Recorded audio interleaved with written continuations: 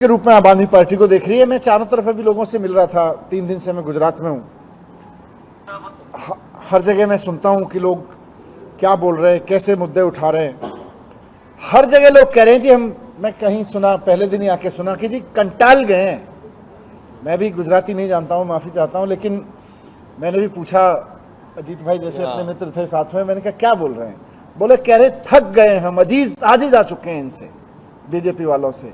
अभी आम आदमी पार्टी एक विकल्प के रूप में दिख रही है और ये लोगों का ही दिया हुआ शब्द है कि गुजरात बीजेपी का गुलाम नहीं है। ये मैंने खुद लोगों से सुना है।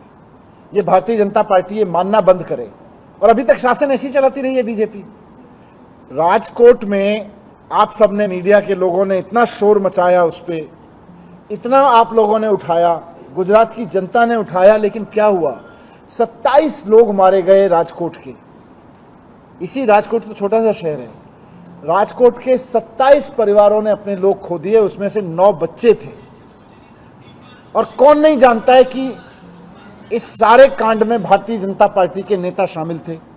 कौन नहीं जानता है कि भारतीय जनता पार्टी के सीनियर लीडर्स इस पूरे हत्याकांड के पीछे थे? हत्या थी ये 27 लोगों की, लेकिन क्योंकि भारतीय जनता पार्टी को लगता है कि जनता तो हमारी गुलाम है, राजकोट के लोग, गुजरात के लोग तो हमारे गुलाम है, इसलिए किसी भी भारतीय जनता पार्टी के नेता के ऊपर कोई कार्रवाई नहीं हुई, किसी नाम तक नहीं आने दिया बीजेपी की सरकार ने।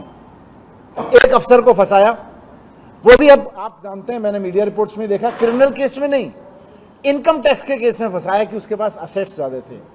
अरे 27 लोगों की हत्या हो गई, भारतीय जनता पार्टी के नेता उस हत्या में मिले हुए थे। के रूप में आम आदमी पार्टी को देख रही है। मैं चारों तरफ अभी लोगों से मिल रहा था, 3 दिन से मैं गुजरात में हूँ। हर जगह मैं सुनता हूँ कि लोग क्या बोल रहे हैं, कैसे मुद्दे उठा रहे हैं। हर जगह लोग कह रहे हैं जी मैं कहीं सुना, पहले दिन ही आके सुना कि जी कंटाल गए हैं। मैं भी गुजराती नहीं जानता हूँ, माफ़ी चाहता हूँ, लेकिन मैंने भी पूछा, अजीत भाई जैसे अपने मित्र थे साथ में, मैंने कहा क्या बोल रहे हैं?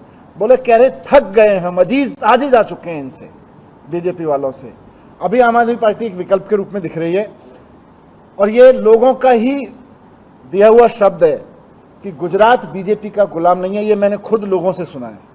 ये भारतीय जनता पार्टी ये मानना बंद करे, और अभी तक शासन ऐसी चलाती रही है बीजेपी। राजकोट में आप सबने, मीडिया के लोगों ने इतना शोर मचाया, उस पर इतना आप लोगों ने उठाया, गुजरात की जनता ने उठाया, लेकिन क्या हुआ? 27 लोग मारे गए राजकोट के। इसी राजकोट तो छोटा सा शहर है, राजकोट के 27 परिवारों ने अपने लोग खो दिए, उसमें से 9 बच्चे थे। और कौन नहीं जानता है कि इस सारे कांड में भारतीय जनता पार्टी के नेता शामिल थे?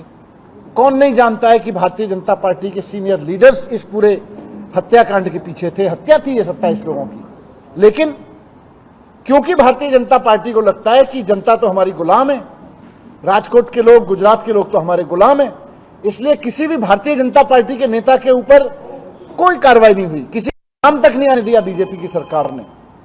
एक अफसर को फंसाया, वो भी अब आप जानते हैं, मैंने मीडिया रिपोर्ट्स में देखा, क्रिमिनल केस में नहीं, इनकम टैक्स के केस में फंसाया कि उसके पास असेट्स ज्यादा थे।